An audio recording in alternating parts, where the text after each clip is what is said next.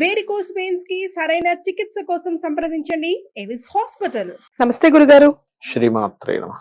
మాఘమాసంలో భీష్మాష్టమి వస్తుంది కదా, మరి ఈ భీష్మాష్టమి ప్రాముఖ్యత గురించి, విశిష్టత గురించి ఈ రోజు ముఖ్యంగా మనం చేయాల్సిన కార్యక్రమాలు ఏమైనా ఉన్నాయా గురుగారు? అంటే భీష్మాష్టమి, భీష్మ ఏకాదశి ఇట్లా ఉంటాయి మా కొన్ని. అంటే చాలా మంది అష్టమి రోజున ఏ పని మొదలు పెట్టరు, బట్ ఈ రోజున చాలా ప్రాముఖ్యంగా చెప్తూ ఉంటారు కదా గురుగారు. అంటే యాక్చువల్గా ఏంటంటే అష్టమి, నవమి, లేకపోతే మనకి చతుర్థి ఇట్లా కొన్ని ఉన్నాయమ్మా, చతుర్దశి ఇట్లా కొన్ని ఉన్నాయి. ఈ తిథులు ఏవైతే ఉన్నాయో మొదలు పెట్టకూడదని కాదు, ఆ రోజు అమ్మవారిని ఆరాధించేటువంటి తిథులు, శక్తిని మీరు ఆరాధన ద్వారా తీసుకునేటువంటి తిథులుగా చెప్పారు. ప్రత్యేకంగా దేవీ భాగవతం అనేటువంటి గ్రంథంలో స్వయంగా లలిత అమ్మవారి చెప్తుంది, ఏమని గురుగారు? అష్టమి నవమి నాడు, చతుర్దశి నాడు ఎవరైతే నన్ను ప్రార్థిస్తారో, నన్ను ఎవరైతే ఉపాసిస్తారో వాళ్ళకి నా యొక్క శక్తి అధికంగా వాళ్ళకి లభిస్తుంది అని. అంటే ఏమిటి, ద మోస్ట్ ఇంపార్టెంట్ డే ఆ రోజు అమ్మవారిని ఆరాధించడానికి. ఆ రోజు లౌకికమైనటువంటి పనులు పెట్టుకోకండి, ఈ పనులు పెట్టుకోండి అని చెప్పడం. మరే ఇంకోటి ఏంటి, త్వరితాదేవి ఒక తిథికి ఒక్కొక్క దేవతా స్వరూపం ఉంటుంది. అష్టమికి త్వరితాదేవి, ఒక్కొక్క తిథికి ఒక్కొక్కరు ఉంటారు. భగవాల్ని, చాముండి ఇట్లా రకరకాలు ఉంటాయి. అట్లా ఏంటంటే మనకి అష్టమి నాడు చేసేటువంటి అమ్మవారి ఆరాధన, త్వరితాదేవి ఆరాధన కూడా అనుకోకుండా మనకి అందులో కనెక్ట్ అయి వస్తుంది. వచ్చినప్పుడు త్వరితాదేవి అనుగ్రహం ఎలా అంటే, మనకి మీకు శుక్లపక్షం అయినా అష్టమైనా కృష్ణపక్షమైనా ఈ రెండిటికి త్వరితే. దానివల్ల మీకు ఆగిపోయిన పనులు ముందు కదులుతాయి అష్టమి రోజు అమ్మవారి అనుగ్రహం మనం తీసుకోగలిగితే గనక.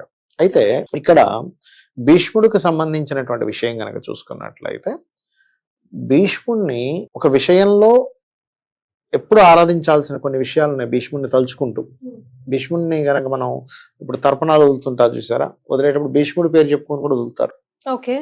ఎందుకు అంటే ఇక్కడ భీష్ముడు ఒక శబదం పెట్టాడు అనుకోండి, ఇప్పుడు తండ్రి గురించి నేను వివాహం చేసుకుంటూ ఉంటాను అంటే కొన్ని వీటిలో ఆల్రెడీ అతనికి వివాహం అయింది కాబట్టి సంతానం లేదని కొన్నిట్లో చెప్పారు. బట్ ఏదైనా కానీ అతను తండ్రి కోసం ఎలా నిలబడి ఉన్నాడు అనేటువంటిది ఒకటి. అండ్ అదే విధంగా ఒక క్యారెక్టర్, భీష్ముడు అంటే ఒక క్యారెక్టర్, ఒక తన వంశాలను మొత్తం ఆయన ఎట్లా కాపాడుకుంటూ వచ్చాడు, ఇవన్నీ మనం తెలుసుకోవచ్చు భీష్ముడి వల్ల. ఒకటి. రెండవది ఏంటంటే భీష్ముడిని తలుచుకోవడం వల్ల కలిగేటువంటిది ఏమిటి అంటే, ఎవరికైనా అపమృత్యు దోషాలు ఉంటాయి చూసారా, ఓం భీష్మదేవాయ నమః అనుకున్నాం అనుకోండి, అపమృత్యు దోషం తొలగుతుందట. అదొకటి. రెండవది ఏంటంటే మనకు మహాభారతం మొత్తం దీంట్లో మనం చూడండి, అంత నిష్టగా అంత పర్ఫెక్ట్ గా ఉన్న వ్యక్తి కూడా భీష్ముడు తిరుగులేదు, ఆయన అసలు ఎవరు ఓడించలేరు. ఆఖరికి పాండవులు వచ్చి అడుగుతారు, తాత నువ్వు ఎలా ఇదవుతావు అంటే, శిఖండిని అడ్డుగా పెడితే గానీ నేను యుద్ధం చేయడం ఆపను అని ఆయనంతటా ఆయన చెప్పాక ఆయన శిఖండిని తీసుకొచ్చి అడ్డు పెట్టి అప్పుడు బాణాలు వేస్తారు. అంటే ఏమిటి, ఇక్కడ మనం అర్థం చేసుకోవాల్సింది ఏంటంటే, భీష్ముడు ది నెంబర్ 1 క్యారెక్టర్. అంత మంచి క్యారెక్టర్ ఉండి కూడా నువ్వు ఎవరి పక్షాన ఉన్నావు అనేది మోస్ట్ ఇంపార్టెంట్. అక్కడ తప్పలేదు ఆయనకి, కౌరవుల పక్షాన ఉండాల్సి వచ్చింది, అదే పాండవుల పక్షాన ఉండుంటే వేరే ఉండేది. అంటే మనకి రామాయణం ఏం నేర్పుతుందంటే, భీష్ముడు లాంటి ఒక అద్భుతమైన క్యారెక్టర్ కూడా నువ్వు ఏ వైపు ఉండడం వల్ల నీకేం జరిగింది, ధర్మం వైపు ఉండుంటే ఒక రకంగా ఉండేది, అటువైపు ఉండాల్సి వచ్చింది ఆయనకి. ఆయన అధర్మం వ్యక్తి కాదు, కానీ నేర్చుకోవాల్సింది అది. భీష్ముడు గురించి తెలుసుకోవాల్సింది ఏంటంటే, అది మనం తెలుసుకోవాలి ఫస్ట్ ఆఫ్ ఆల్. నువ్వు ధర్మం వైపు ఉంటున్నావు, నువ్వు ఎంత కరెక్ట్ గా ఉన్నా కానీ నువ్వు ధర్మం వైపు ఉన్నా అధర్మం వైపు ఉంటున్నావు అనేది కూడా తెలుసుకోవాలి. నీ పరిస్థితులు దానికి అనుకూలించకపోయినా నీ డెసిషన్ రాంగ్ డెసిషన్ తీసుకుంటే ఎట్ లాస్ట్ ధర్మమే గెలవాలి కాబట్టి కృష్ణుడు చూడండి ఎటువైపు ఉన్నాడు అంటే ధర్మం వైపు ఉన్నాడు ఆయన కృష్ణుడు. అది మనం అర్థం చేసుకోవాలి.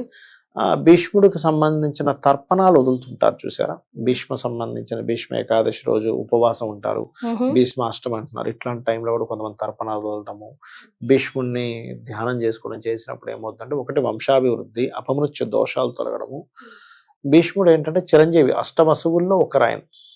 ఇక్కడ మనకి భీష్ముడికి సంబంధించిన వృత్తాంతంలో ఇంకొక విషయం కూడా మనం అర్థం చేసుకోవాలి మహాభారతం ద్వారా. ఏంటంటే వాళ్ళు అష్టవసువులైనప్పటికీ కూడా ఒక గోవుని అపహరించడం వల్ల వాళ్ళందరికీ శాపవశాత్తు భూమి మీద పుట్టవలసి వస్తుంది.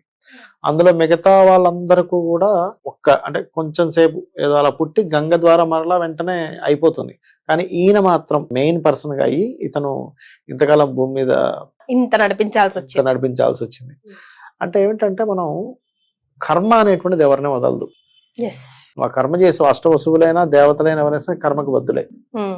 కాబట్టి ఆ కర్మ అనుభవించ తప్పదు అని చెప్పి భీష్ముడు ఆ యొక్క వృత్తాంతాలు ఆ విషయాన్ని మనకి చెప్తాడు.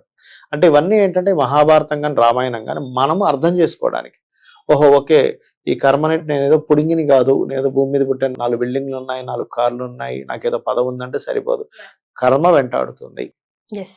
సో నువ్వు ఈ కర్మను ఎట్లా చేస్తున్నావు, ఎట్లాంటి నువ్వు కర్మలు చేస్తున్నావు ఏంటి అనేటువంటిది ఒక క్లారిటీ నీకు ఇవ్వడం కోసం ఒక భీష్ముడి యొక్క క్యారెక్టర్ని భగవంతుడు మనకి చూపించాడు. గురుగారు భీష్మాష్టమి అన్నా భీష్మ ఏకాదశి అన్నా ఎత్తి చూపించాము ఈ రోజుల్లో స్పెషల్ గా కాబట్టి మనం ఏం చేయాలంటారు? ఈ రోజు ఒకటి ఉపవాసం దీక్ష చేయాలి మంచిది అంటున్నారు, అవును. తర్పణాలు అవి వదలాలి అంటున్నారు. అన్నిటికంటే ముఖ్యంగా నేను చెప్పేది ఒకటే, భీష్ముడి వల్ల మనం ఏం నేర్చుకుంటున్నాం. ఇప్పుడు రాముడుగా అవతారం ఎత్తినా కృష్ణుడిగా అవతారం ఎత్తినా కూడా ఆ యొక్క మహావిష్ణువు మనం ఒకటి నేర్చుకోవడానికి ఎత్తాడు ఆయన. అంతే, అవతారం నుంచి మనం అవతారం మానవాళి నుంచి ఏం నువ్వేం నేర్చుకున్నాం? నేర్చుకుంటున్నావు. అది రాముడు కృష్ణుడు అనే కదా, తండ్రి నుంచి మనం ఏం నేర్చుకుంటున్నాం, తల్లి నుంచి మనం ఏం నేర్చుకుంటున్నాం. తల్లి ఓపికగా ఇంతమంది చేస్తుంది, తల్లి నుంచి మనం ఒకటి నేర్చుకోగలగాలి. అరే రెస్పాన్సిబిలిటీ ఇంత చేస్తుంది తల్లి, చాలు. ఎస్. అంతే కదా. అరే ఒక జాబ్ చేస్తుంది, మళ్ళీ ఇల్లు చూసుకుంటుంది, అమ్మా వా. తండ్రి ఇంత చేస్తున్నాడు, వా. అన్నయ్య నా మీద ఇంత ప్రేమ చూపిస్తున్నాడు. ఇప్పుడు నేర్చుకోవాల్సింది ఏంటి? వాళ్ళ ఉపాసనలు వాళ్ళకి చేసేటువంటి, ఇప్పుడు భీష్మ ఏకాదశి రోజు వచ్చింది, భీష్ముడి పేరు మీద విష్ణు సహస్రనామాలు చదవడం, ఇవన్నీ ఓకే, నేను కాదనట్లే. కానీ నువ్వు ఏమి నేర్చుకుంటున్నావు? ఎంతసేపు నాకు ఈ అప్పులు పోవడానికి నేను భీష్మ ఏకాదశి చేస్తాను, నాకు డబ్బులు వచ్చేసడానికి భీష్మ ఏకాదశి చేస్తాను కాదు. నువ్వేం నేర్చుకుంటున్నావు ఇస్ మోస్ట్ ఇంపార్టెంట్. బట్ భీష్ముడికి సంబంధించింది ఎప్పుడు అష్టమి వచ్చినా ఏకాదశి వచ్చినా నేను చెప్పేది ఒకటే, ఆ రోజు విష్ణు సహస్రనామాలు కనుక విన్నట్లయితే ఫస్ట్ ఆఫ్ ఆల్ ఏమవుతుందంటే నువ్వు నేర్చుకుందాం అనుకున్న ఒక కర్మ మీకు ఒక మాయలా కప్పుతుంది. గురుగారు ఆ మాయను తొలగించేటువంటి ఎనర్జీ అమ్మవారికి నెక్స్ట్ విష్ణుమూర్తిగా ఉంటుంది. మాయ అనేటువంటిది కమ్మేస్తుంది. అదే. మీకు మధుకైటబులు సంబంధించినటువంటి వృత్తాంతంలో కూడా అప్పటి వరకు యోగ నిద్రలో ఒక మాయలో ఉన్నటువంటి విష్ణువు నిద్రలే ఆ అమ్మవారి యొక్క అనుగ్రహం కలిగితే గానీ ఆయన నిద్రలోంచి బయటికి రాడు ఆయన. గురుగారు. ఇప్పుడు మనకి మోహానికి మనం ఒక భ్రమలో బతుకుతుంటాం చూసారు ఒక్కోసారి, అదంతా కూడా అమ్మవారి మాయే. మరి అది తెలుసుకోవాలి. అది మాయ ఉండాలి, మాయ లేకపోతే కూడా కష్టమే మనిషికి, మోహం లేకపోతే కూడా కష్టమే అని చెప్తారు శాస్త్రంలో. ఎందుకంటే ఈ మోహం అనేది లేదనుకోండి, తల్లికి బిడ్డ మీద ప్రేమ ఉండదు, లేకపోతే ఎవరు బిడ్డ ఎవరు తల్లి వైరాగ్యం వచ్చేస్తుంది. వైరాగ్యం వచ్చేస్తుంది. కాబట్టి ఎంతవరకు మీకు మోహం ఉండాలి అంతవరకే ఉండి, ఎప్పుడు వైరాగ్యం కలగాలి అప్పుడు వైరాగ్యం కలగాలి. దీన్ని మనం ఈ యొక్క భీష్ముడి వల్ల తెలుసుకోగలగాలి. సో భీష్మ ఏకాదశి అయినా భీష్మ అష్టమి అయినా ఏదైనా ఆయన కానీ క్యారెక్టరిస్టిక్స్ ఏంటి, ఆయన ఎక్కడి నుంచి వచ్చాడు, ఎందుకు Exactly. వచ్చాడు, ఆయన లైఫ్ ని ఎలా లీడ్ చేశాడు, ఎలా లీడ్ చేశాడు, ఆయన ఎటువైపు నిలబడడం వల్ల ఆయనకి ఎందుకు ఇబ్బంది కలిగింది, ఇస్ మోస్ట్ ఇంపార్టెంట్. విష్ణు సహస్రనామాలు కూడా ఫస్ట్ టైం వచ్చింది అక్కడ ఆయన నుంచి దగ్గర ఆయనే చెప్పాడు కదా. ఆయన ఎవరు అసలు ఈ మూలం ఎవరు చెప్పండి అంటే ఆయన కృష్ణుడి గురించి చెప్తూ ఆ విష్ణు సహస్రనామాలు చెప్పడం జరిగింది. చాలా సంతోషం గురుగారు, ధన్యవాదాలు. శ్రీమాత్రే నమః.